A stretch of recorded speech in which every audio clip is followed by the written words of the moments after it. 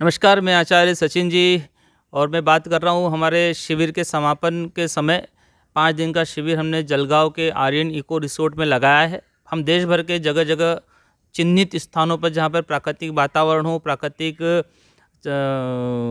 चीज़ें हो और प्राकृतिक वातावरण में प्राकृतिक चिकित्सा हम करा सकें। हम किसी कमरे के अंदर, बाथरूम के अंदर या छोटे छोटे कमरों के अंदर प्राकृतिक चिकित्सा कराने का मेरा मन नहीं होता है। हम धूप के नीचे खुली हवा में और खुली जगह पर हम प्राकृतिक चिकित्सा करें। इस बार की प्राकृतिक चिकित्सा में मुझे बड़ा अच्छा लगा कि इलाहाबाद से हमारे केपी तिवारी जी आए हैं, जिनकी उम्र 90 साल की है और 90 साल की उम्र के व्यक्ति को प्राकृतिक चिकित्सा कराना और प्राकृतिक चिकित्सा के साथ में डिटॉक्सिफिकेशन की काफ़ी सारी क्रियाएं होती है, वो कराना मेरे लिए भी कठिन होता है और लोगों के लिए भी कठिन होता है।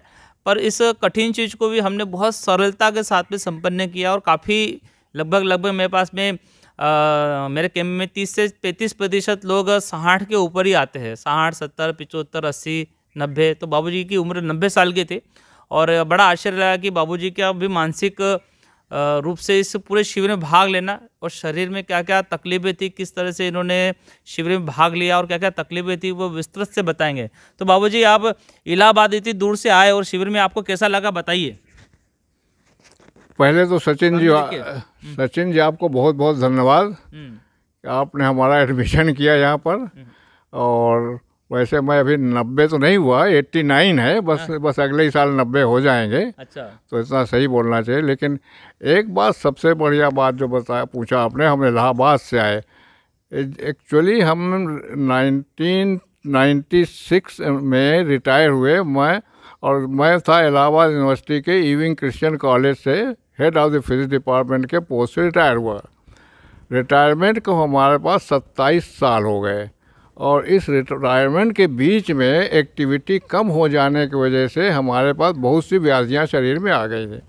उसके लिए बहुत से इलाज किए।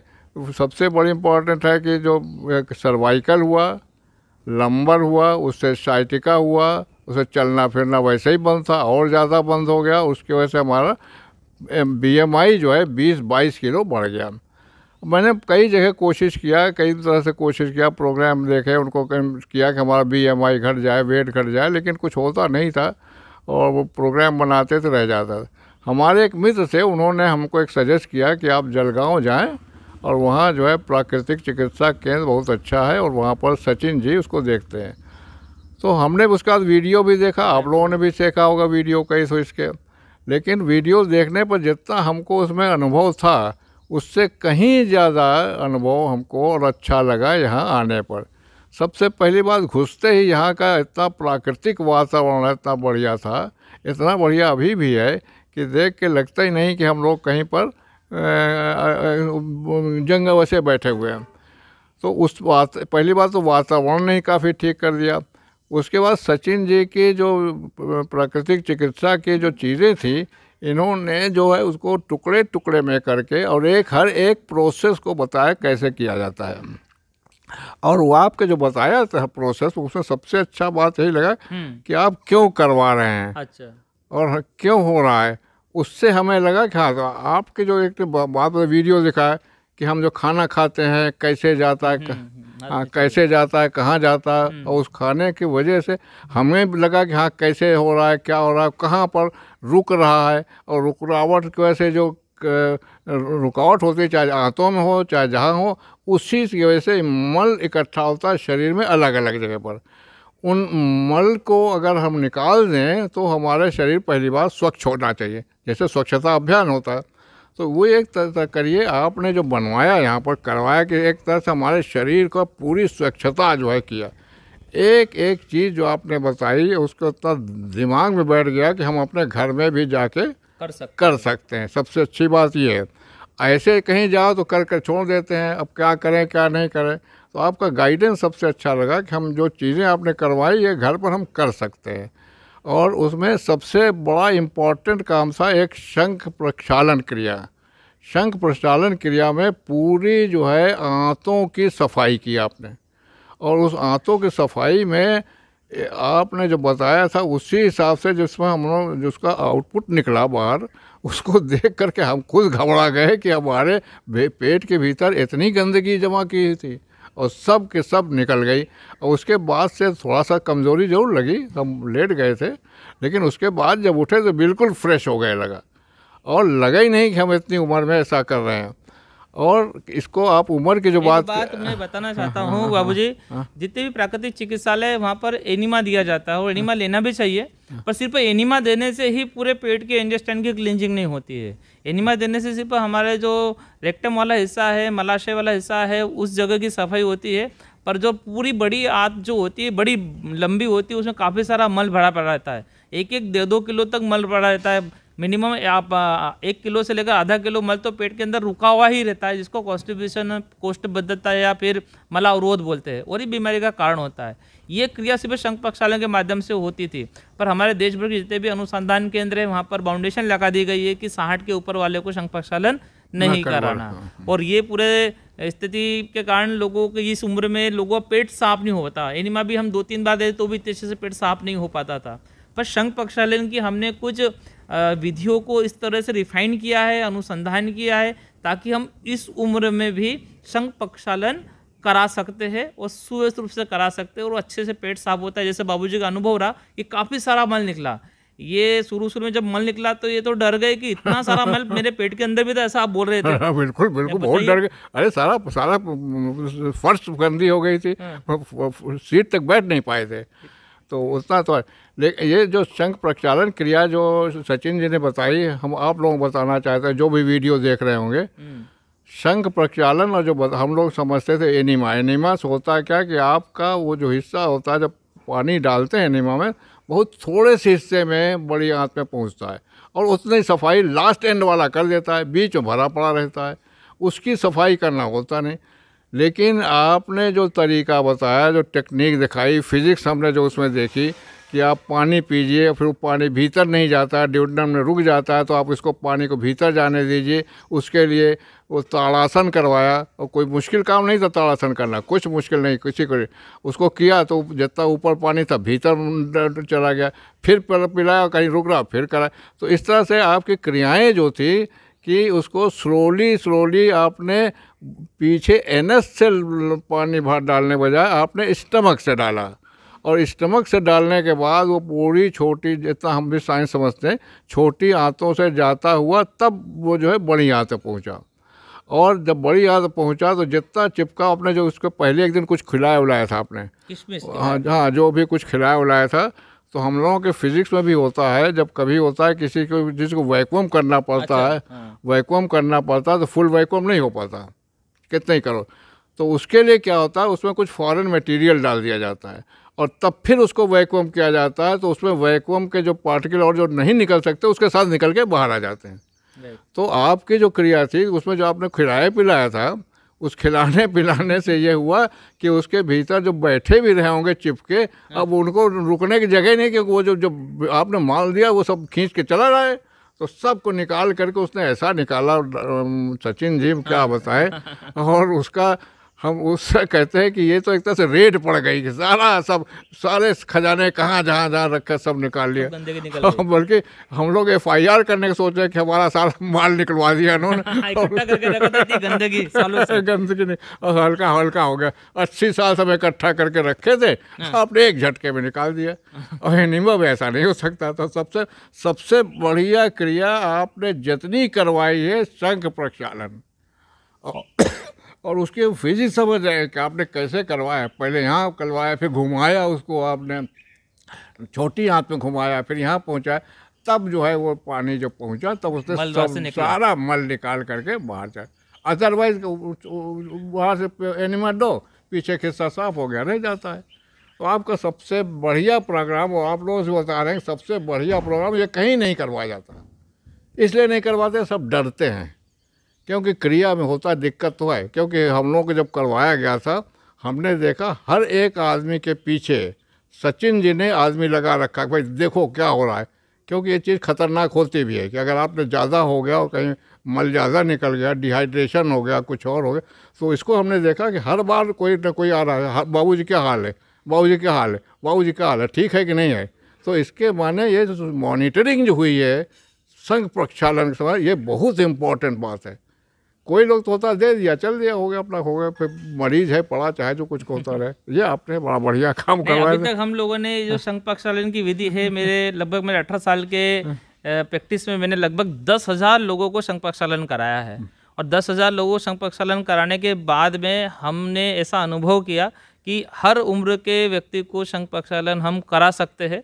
कराने का तरीका, कराने की विधि सरल सहज होनी चाहिए, बहुत ज़्यादा हेक्टिक वाली नहीं होनी चाहिए। वो हमने उसको विकसित की है और उसको हम कराते भी हैं। हम एनिमा भी देते हैं, मट्टी चिकित्सा भी करते हैं, सूर्यवाश भी करते हैं, पसीना भी निकालते हैं। अच्छा बाबूजी, यहाँ पे तो स्टीम बार भी नहीं था। एक बात बता दें, हाँ। आपका वास्तव में ये जो टेक्निक है, जो आपकी विधि निकली हुई, हाँ। क्योंकि आपने अलग से कहीं कुछ निकाला हो कि किस ऐसे शंख प्रक्षालन होता है, उसको मैकेनिकली कैसे साफ किया जाए। तो और जगह कुछ नहीं होता, तो पानी डाल दिया, जो भी डाल दिया, मटेरियल डाल दिया, अपना निकल जाता अपने अपने अपने। इसमें तो आपने कोशिश किया, वो ढकेल के निकाल के बाहर रहा है। आप बोलिए क्या कह रहे थे? हाँ, और भी चिकित्साएं हुई। एक तो ये तो इंटेस्टाइन क्लीनिंग की चीज हो गई। अब ब्लड को प्यूरिफाई करने के लिए हमने किस तरह से पसीना निकालो, कितना पसीना निकला जरा बताइए दर्शकों को। खूब का पसीना इन्होंने खूब निकाला और हम लोगों को रखा। उसके उसमें जो है स्टीम से पानी, गर्म पानी डाल करके पहले तेल लगवाया गया। तेल लगाने के बाद होता क्या है कि सारी आपके जो है रोम छिद्र जो होते हैं वो ढीले पड़ जाते हैं, और ढीले पड़ने के बाद अब उसको निकालना है बाहर। तो आपने जो क्रिया करवाई, जो हम लोग बैठवाया था, पूरा प्लास्टिक उड़वा करके और गर्म पानी रखा, तो उसकी स्टीम की वजह से भीतर जो पसीना निकला, तो वो जो तेल ने ढीला किया था वो सब बाहर निकला। सारे एक एक रोम छिद्र जो है क्लीन हो गए हमारे। तो ये क्लीनिंग भी एक बहुत। पसीना निकला होगा जब क्रिया? अरे हमारे ख्याल 3-4 गिलास तो निकला होगा। 3-4 गिलास पसीना निकला होगा। मतलब लगभग 500 से 700 ml पसीना एक बार में निकालते हैं हम आधे घंटे की प्रोसेस में। अच्छा। और ये 500 से 700 ml पसीना नहीं होता है, ये शरीर के अंदर का, रक्त के अंदर का एसिड होता है। ये एक प्रकार का अम्ल होता है। ये जोड़ों में जाके दर्द पैदा करता है, ये हड्डियों को जाम करता है, ये अकड़न जकड़न पैदा करता है। पसीना निकलना बहुत ज़रूरी है। पसीना निकलेगा तभी हम शरीर को शुद्ध कर पाएंगे, पसीना निकलेगा तब हम अपनी इम्यूनिटी को डेवलप कर पाएंगे। और पसीना निकालने की ये विधि हम सिखा भी देते हैं कि घर पे जाके आप करो। कोई मशीन की ज़रूरत नहीं है आपको, कोई स्टीम बाथ चैम्बर बनाने की ज़रूरत नहीं है। आप सहज सरल तरह से पूरे। अच्छा, ये पसीना जब निकालते हैं तो एक अलग तरह से निकालते हैं। एक तो बाहर से भाप देकर निकालते और एक गर्म ब्लड को करके करते हो। आपको क्या अंतर आप जो पहले स्टीम बाथ और स्टीम बाथ में बताइए? ये स्टीम बाथ से बहुत अच्छा लगा। स्टीम बाथ में सुपरफिशियली होता है। स्टीम बाथ में सुपरफिशियली होता है, ऊपर से स्टीम जाती है, भीतर से जल्दी नहीं निकलता, निकल आता है। और आपने जो काम करवाया था, बाल्टी रख कर करवाया था, गर्म पानी से स्लोली किया था, स्लोली प्रोसेस था। हाँ, तो उसमें पूरा शरीर हमारा गर्म हो गया। पूरा गर्म होने के बाद तब पसीना निकला। और उसमें जो होता है स्टीम में, हमने सोचा, हमारी जो सोच है, स्टीम में होता है क्या, वो जल्दी से गर्म किया, ऊपर से थोड़ा सा निकल गया, भीतर से जो है निकलने की प्रक्रिया। आपने जितना स्लो, हम भी डर रहे थे यार इतनी देर तक बैठ के क्या कर रहे हैं, लेकिन हमने देखा कि उसका हमारा पूरा शरीर भीतर जो है गर्म हो रहा था। गर्म होने के बाद पसीना निकल रहा था। तो ये पसीना निकलने का प्रोसेस जो है ये बेटर रहा। ये वास्तविक पसीना ये बेटर रहा, हमें फिजिक्स के हिसाब से बेटर लगी। अच्छा, आपका जो प्रोसेस। ये और कौन सा शोधन करवाया था आपने? वमन। हाँ, वमन करवाया था। वमन में इत्तेफाक से हमसे ज़्यादा नहीं हो पाता, लेकिन जिनसे लोगों को और हुआ, और उनके भी खूब कई रंग की चीज़ें निकली। हमारे पास खैर फिलहाल नहीं हो पाया, औरों का हो पाया। और हम थोड़ा डर भी रहे थे वमन से, थोड़ा सा डर भीतर से चूक गया। दूसरा दिन ही था, दूसरा दिन ही था, इसलिए थोड़ा डर भी था। हाँ, नहीं, अगली बार निकल जाएगा। तो उसमें डर की वजह से था, क्योंकि वमन नहीं, क्योंकि हम पहली बार भी कहीं गए थे और पंचकर्म करवा रहे थे, तो उन्होंने कहा नहीं, वमन आपको नहीं कराना चाहिए, उम्र में नहीं करवाना चाहिए। तब तो और कम उम्र थी हमारी, हम 3-4 साल पहले गए थे, तब तो राइट 85-6 के रहे होंगे, और आप तो और ज़्यादा हो गए। लेकिन आपने जो कराया, वमन भी करवाया, भले ही हमारा वमन नहीं हो पाया, डर के मारे। हमारे डर को ऐसे नहीं हुआ, कोई कारण नहीं था, डर रहे थे कुछ हम ज़्यादा वहाँ बना था।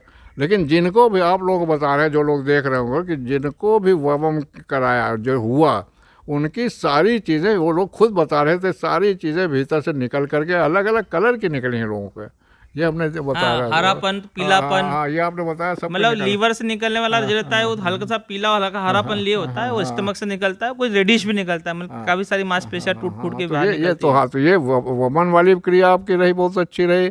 और ये ताड़ासन करके ये जो शंख प्रक्षालन वाली रही अच्छी रही, और भी एक आध तो आपने करवाई थी। मठ चिकित्सा किस हाँ, मठ चिकित्सा, मठ चिकित्सा भी है। अब वो दूसरी जगह करवाते हैं तो क्या करते हैं कि एक चिकित्सा देने के बाद फुर्सत।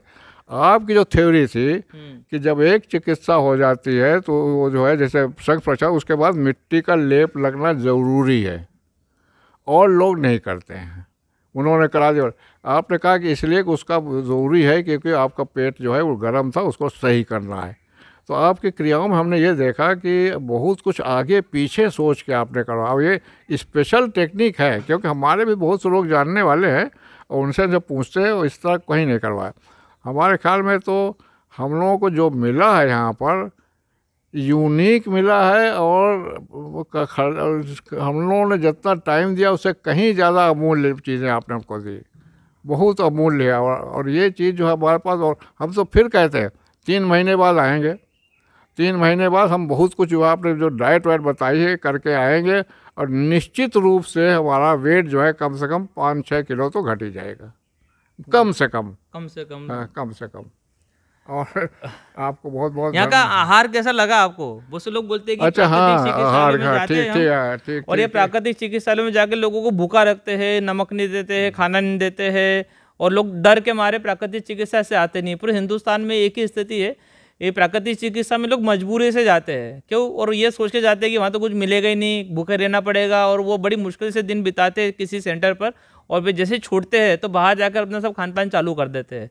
हमने ऐसी कोशिश करी है कि ऐसा प्राकृतिक आहार यहाँ पे विकसित किया है, और ऐसी रेसिपीज तैयार की है कि जो खाने में भी स्वादिष्ट हो, ऊर्जा से भी भरी हो, और उनको खाने से शरीर का शुद्धिकरण भी हो, और लोग बड़े चाव के साथ में, मजे के साथ में खाते। हमारे यहाँ पे कोई खाने में लिमिटेशन नहीं रखते हम लोग। पेट भर के खाना चाहिए, मन भर के खाना चाहिए, और स्वादिष्ट भी खाना चाहिए। बस निर्धारित होना चाहिए कि ये खाना है और ये खाने से ये लाभ मिलेगा। हमने यहाँ पर पर्याप्त मात्रा में भोजन खिलाया, स्वादिष्ट भोजन कराया, और लोगों का कम से कम 5 दिन के अंदर प्रतिदिन 500 ग्राम वजन, 300 से 500 ग्राम वजन कम हुआ। 2.5-3 किलो सबका वजन कम होता ही है। बाबूजी, कैसा लगा भोजन आपको? ऐसा भूखा तो नहीं लगा इतनी उम्र में? भोजन की बात तो ये है, भोजन के लिए ही हमने अपने परिवार के बेटे को और बहू को साथ लाए थे, केवल इसलिए क्योंकि हमारे यहाँ भोजन कौन देगा? बहू देगी। अगर वही नहीं समझ पाएगी, क्योंकि जब वो ये खा लो पापा, ये खा लो पापा, ये खा लो, तो अब कैसे समझाएं उसको? हम स्पेशली उसको इसीलिए लेके आए थे दोनों जने को कि एक देखे रहेंगे तो समझ में आएंगे, खुद इस्तेमाल करेंगे। और हमने इन लोगों से पूछा भी कि भैया देखो, तुमने जो कुछ खाया कहीं भूख लग, किसी को भूख का सवाल ही नहीं, सारी चीज़ आपने एक ही बार दिया खाने को, और चीज़ तो पेय मिला था हम लोग को, एनर्जी पेय जो रहा। तो खाने की कहीं ऐसा लगा ही नहीं कि हम लोग कहीं भूखे मारे गए होंगे, कुछ नहीं। पूरा भोजन मिला, और पूरा भोजन, लेकिन मिला जो मिला वो स्वादिष्ट मिला, और जो होना चाहिए वो मिला। अब यही चीज़ जो है हम फॉलो करेंगे। आपने जो बताया है इसको हम फॉलो करेंगे, और हम निश्चित कहते हैं किसी आपके भोजन का जो प्रोग्राम है उसी से बहुत आराम मिल जाएगा, क्योंकि सफाई तो हो ही गई है। अब हमें खाली उतना ही भोजन करना चाहिए जो आवश्यक है, अब वो हम आपने जो बताया उससे हो जाए काफ़ी। भूख तो किसी को लगी नहीं, पूरे हमने बैठ के पूछा, किसी को भी भूख ऐसी नहीं हो कि हमने रोटी नहीं खाई। तो बाबूजी बहुत बहुत धन्यवाद। हमको बाबूजी से भी काफ़ी कुछ सीखने को मिला कि इस उम्र में उत्साह, उमंग यदि बरकरार है तो आप बूढ़े नहीं हो, जवान हो। बीमारियां आपको बीमार नहीं कर सकती, बीमारियां आपको आपकी ऊर्जा को घटा नहीं सकती है। आप कहीं भी जाके सब कुछ कर सकते हैं। यदि आप भी बूढ़े हैं और सोच रहे हैं कि हमारे शरीर की ऊर्जा घट रही है, हम थके थके महसूस करते हैं, बॉडी में पेन है, भूख नहीं लगती है, नींद नहीं आती है, तो मेरे पास में एक बार ज़रूर आइए। और मैं काफ़ी अपने आप को सौभाग्यशाली अनुभव करता हूँ कि जब कोई वृद्ध व्यक्ति, बूढ़े व्यक्ति, उपेक्षित व्यक्ति हो जाते हैं। आजकल क्या है कि बहुत काम पड़ गया है, कंपटीशन बहुत बढ़ गया है, तो घर के जो बच्चे हैं बहुत मेहनत और परिश्रम करके पैसा कमा पा रहे हैं, माँ बाप को समय देने के लिए उनका समय नहीं है। मन तो है पर समय नहीं है। छोटे बच्चे हैं जो नातिन पोतिन जो होती है, तो वो भी स्कूलों में इतना हेक्टिक शेड्यूल हो गया है कि वो अपने दादा दादी के साथ में खेल नहीं पाते। घर का बूढ़ा व्यक्ति उपेक्षित तो नहीं बोल सकते, पर एकांत हो गया है, एकांतवासी हो गया है, जिसकी वजह से डिप्रेशन और तनाव बढ़ते जा रहा है। तो मेरा तो निवेदन है कि जो रिटायर हो गए हैं वे लोग ऐसी जगह पर जाकर, ऐसा पारिवारिक वातावरण बनता है, सब लोगों से मिलना जुलना भी होता है और चिकित्साएं भी होती है, और आगामी जीवन के लिए आपको एक दिशा बोध मिलता है, एक मार्ग मिलता है कि हम किस तरह से हमारी जो वृद्धावस्था को निरोगी जीवन, ऊर्जावान और अच्छे से जी सकते हैं।